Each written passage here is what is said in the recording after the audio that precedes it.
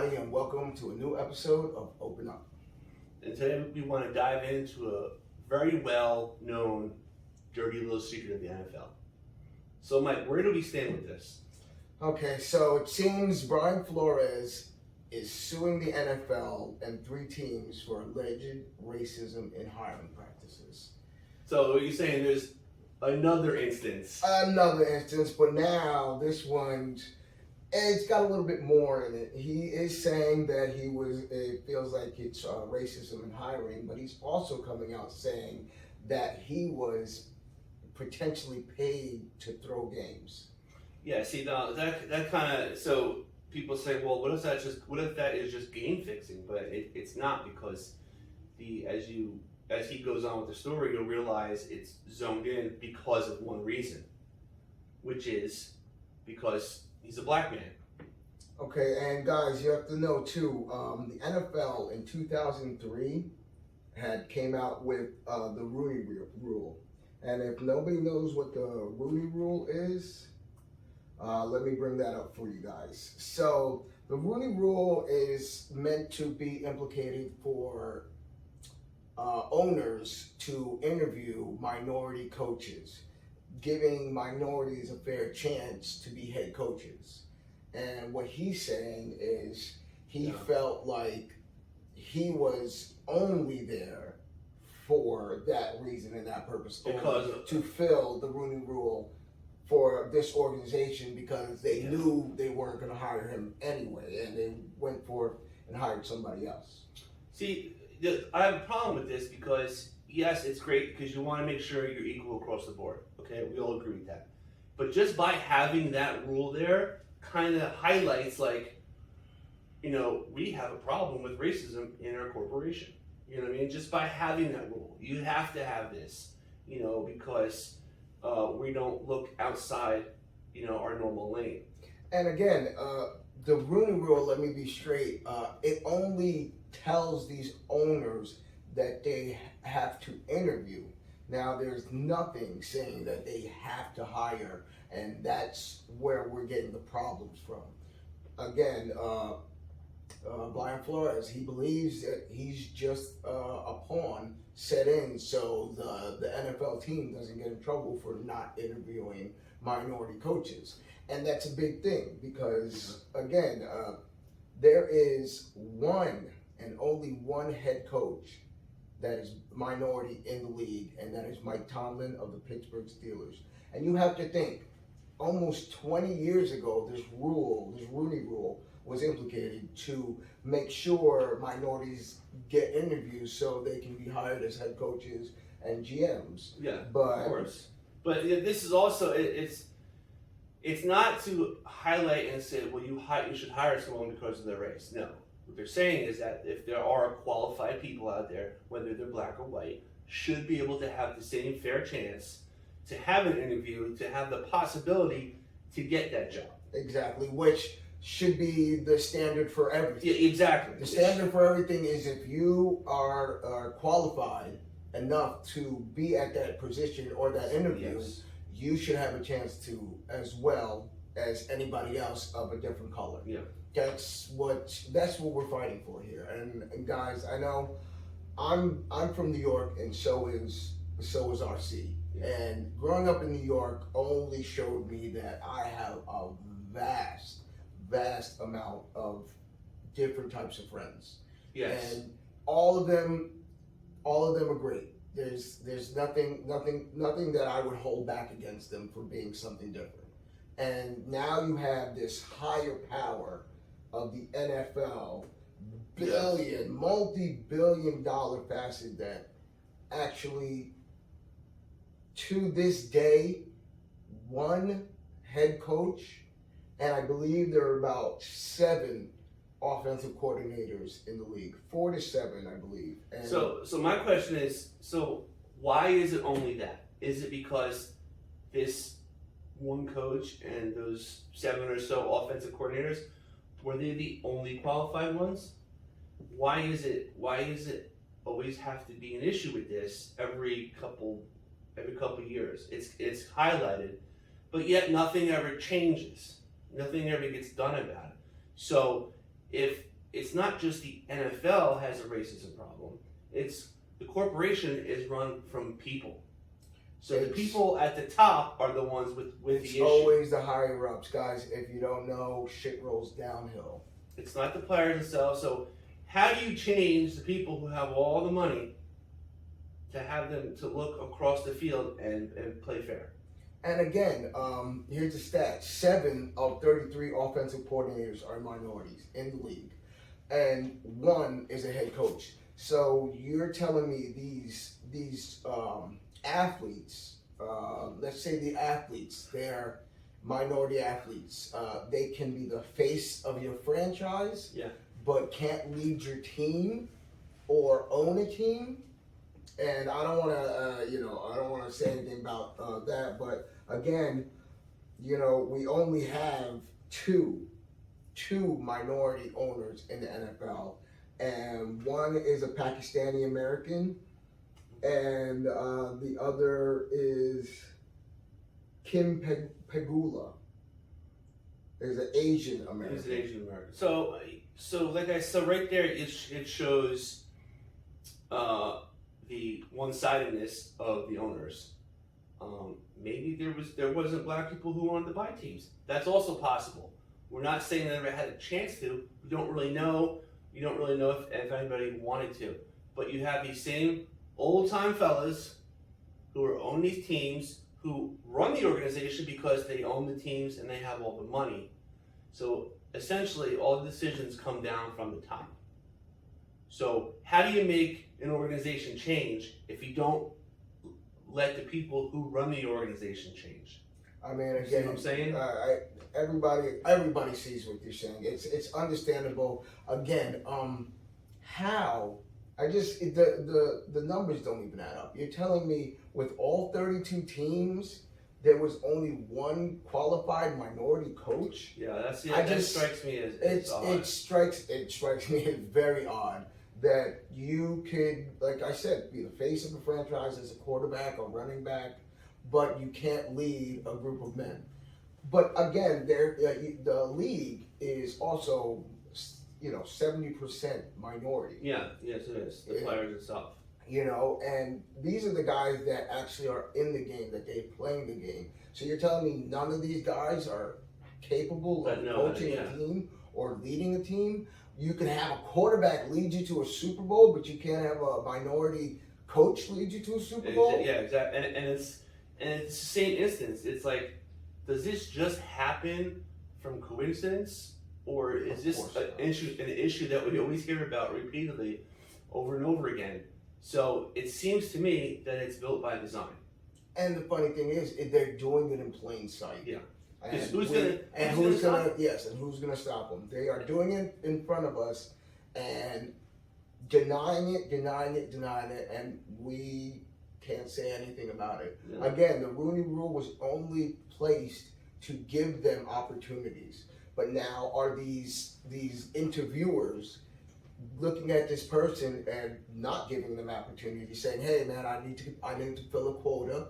Why don't you come in so I can show that I interviewed you? Get out of here so I can get the guy that I really want." Yeah. So then you got to think with minority coaches. What are their thinking? How do they think about it? Do they say, "Oh man, do I get up? Do I even bother going to this interview?" Exactly. Or do I go just to make myself look good to say I participated, but already knowing the outcome? Exactly. And as being, I know me as being a man of my stature, I'm gonna go to that interview just to show you that I'm good enough.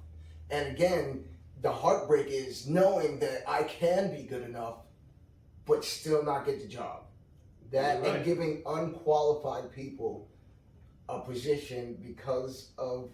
So why the question here is why do they do that? Why is that even an issue? And because everybody has a boss, and those people who interview you are told by somebody else, who's told by somebody else, who's told by the money, this is what I want. And there's no way around it because it's their league. They own the teams. Without the teams, there'd be no league, right? Yes. So this is where the problem is, and this is where the whole issue of racial inequality across the country comes from, because it's not us the working guys and our neighbors and our colleagues. It's the people who own these corporations. It's the people who are in our politics are the ones that hold the letter, and are the ones saying there's racial inequality. But they are the ones themselves that are creating it. Okay, guys, again, NFL is a multi-billion-dollar corporation, and it is just getting bigger. There's no way higher ups, people with that money, that control, that get income from that, there's no way you're going to make them change. No. They feel the way that it's been fine this long, I'm never going to change it. And again, the rule says you just have to interview them. They don't say you have to hire them. And until somebody can see the light and maybe get new owners in there. I know it's hard. I know it's hard to get new owners out of in the new position. But again, we can start with this whole NFL suing issue. Brian Flores said that the Miami Dolphins owner, Ross, had offered him $100,000 every game he lost. And that was for him to lose, right?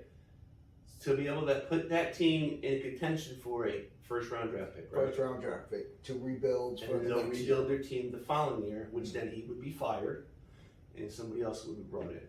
Okay, but again, now we're having another coach come out of the woodworks, which is Hugh Jackson, who I hope everybody knows, who coached the Cleveland Browns, and he had came out and saying, yes, he was paid to lose.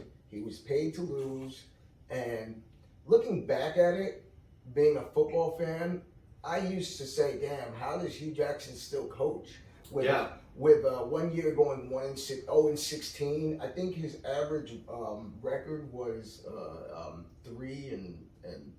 That's what I mean. This whole thing is. And I would have never by design. I would have never thought anything about it until he came out and said, "Well, you know what? Why did they give him an extension? Yeah. Why would you give a coach that doesn't win a game an extension and not tell everybody about it? Try to keep it under the table."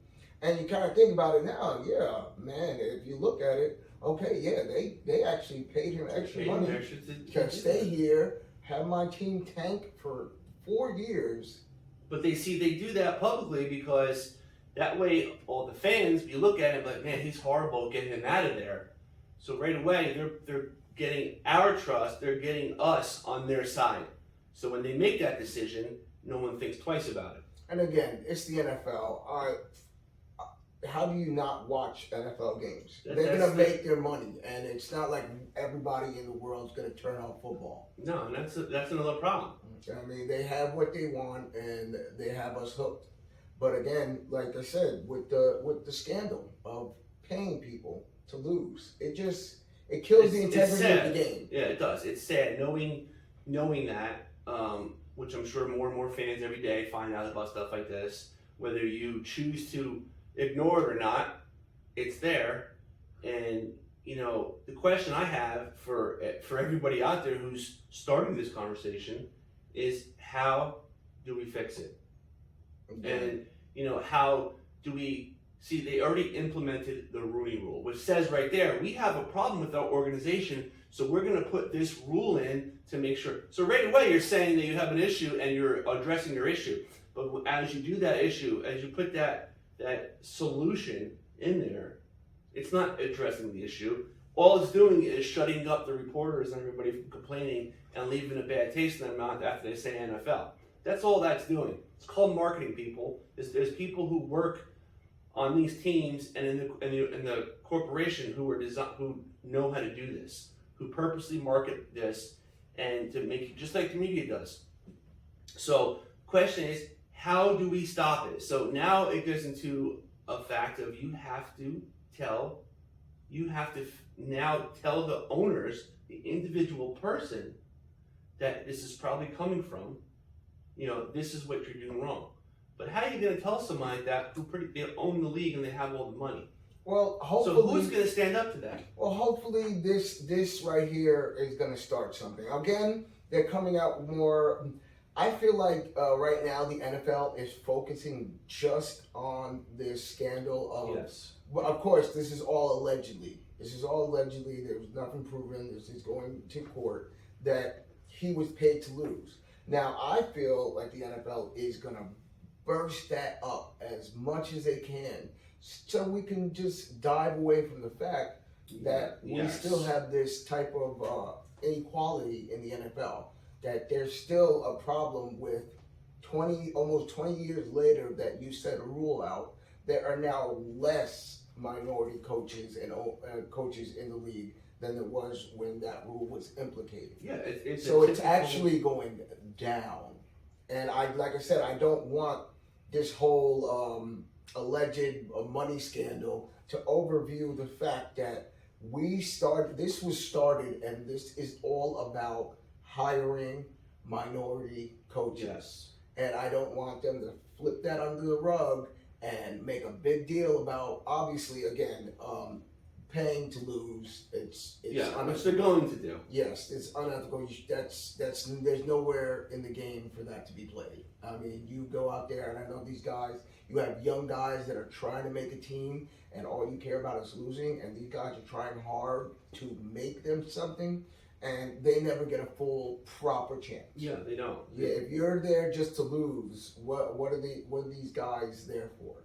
They're just there for as puppets in your bigger scheme to rebuild, and it's just ugly. And that's where you get the whole idea of this systemic racism in the NFL, because it does seem like it's a systemic issue because it has to do with the hiring process and coaches and all that. But once you go past all those people who are told what to do, where does it start? How do you fix that? Where is the point of origin? That's the question we should be asking. Where is the point of origin?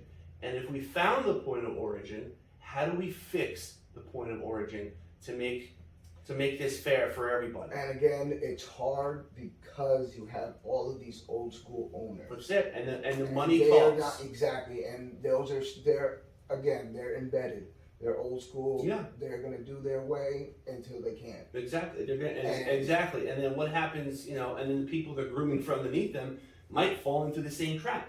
So this is something that I can tell you right now is not going to be the last story on this. It won't be the last story, but again, it's going to be shoved. So don't lose sight of, just when the media, who's told what to play, pumps up the whole taking money and the suing. Don't forget about the whole racist part, the Rooney Rule and all that other crap. Why this really is here. This is really here just, like I said, to give everybody equal opportunity at their dream. Again, these are men's dreams and women's dreams that they have studied and been doing this for so long. This is what they're going towards, and you're telling us, no, that's about as far as you can go, and there's nothing you can do about it. Yeah, it's what they're really saying is like, listen, this is the system. Mm-hmm. Deal with it. And then how do other coaches play? Again, Eric Bieniemy is the Kansas City Chiefs offensive coordinator, and he should be an NFL coach. Does he sit there and say, you know what, that dream might not happen, so let me sit where I am because I know it's stable. It's safe, yeah. It's safer. Is that what goes through their heads? And it's sad that that's how they have to. You cannot get to where you want to go, and you know why. So let me just stay where I am because it's safer that way. It's true, and we're not saying that that's definitely what it is, but we don't know. We're just speculating, but we don't know until we're told. And not just told what the media is supposed to tell us. We want to hear the truth. That's why we have this channel, to ask the questions, to put the questions out in the universe for you guys to have the conversation and ask the same questions. Like, where exactly is it coming from? If we found the source of the racism, how do we fix it? That's what it comes from. You know what I'm saying? The whole system, they make it sound like it's a systemic issue going through the whole. But that's not the case. It all comes from one place. It's the guy. And the guy who has the biggest checkbook is the one who says what gets done, and that's is really as simple as it gets. Because who's going to stand in the way? The NFL isn't going to go against them because that's how they keep the league together. That's their money. And who else is going to say anything? He's got more money than all the players together. Mm-hmm. So, that leaves us in this situation. All right, well, then we'll just screw it and leave it as it is. Or we keep trying to fight it. But if you're going to keep bringing it up, we have to at least keep trying to fight it. Because it just seems like we mention it, this is what's going on, and then it disappears. So nothing is getting done. It comes to light once in a while, and then it goes away. And again, this is a big issue. Like this, Brian Flores can literally never coach again in the league. Yeah. After this, again, you go years back to Colin Kaepernick. He has not set foot on a football field ever again. So again, I mean, we know that this is a big issue, and it's that big enough issue that he has said, I don't care if I don't coach again, this has to be fixed. And it has to. It does have to. And look, just like you said with Colin Kaepernick, he had this whole thing where he's made a lot of money by blaying out the NFL's racist. But he left the league and did all this, and nothing has changed. Exactly. Nothing was like, oh my God, Colin left the league. Made some news. What are we going to do? They said, don't worry about it. We're moving on. And that's actually the issue. That's the question right there. Is that does all this belly aching matter? Because if nothing's ever going to get done about it, all it seems like to me is it's just a headline every once in a while. Yeah, you can talk to your blue in the face. Looks as of right now, looks like it will never change. And one thing I want you guys to really think of, another little question, was it only black coaches that were asked to lose? Was there any other white coaches that are asked to lose? If they are, we need to hear them come up as well, because come forward, because we don't know. And we do not know. And if it is true that it's only minority coaches that take the downfall for tanking, is that the way that we're looking at society? Yeah, is that also a racist term? You're good enough to lose and take the blame, and then when it's done, you're gone, and I'm going to get the guy that I really want in here. Yeah, because when that comes down, that's saying, with the person who has the money says, well, I don't care about your race, you're going to lose. Or, even worse, I don't care about you as an individual, this is what you're going to do. So either way, it's very unflattering to have to deal with this. It's a big problem in the world today, and again, this is the world we live in. It is the world we live in, and that's the problem. So you guys at home, you start this conversation, I want you to make sure you ask those questions.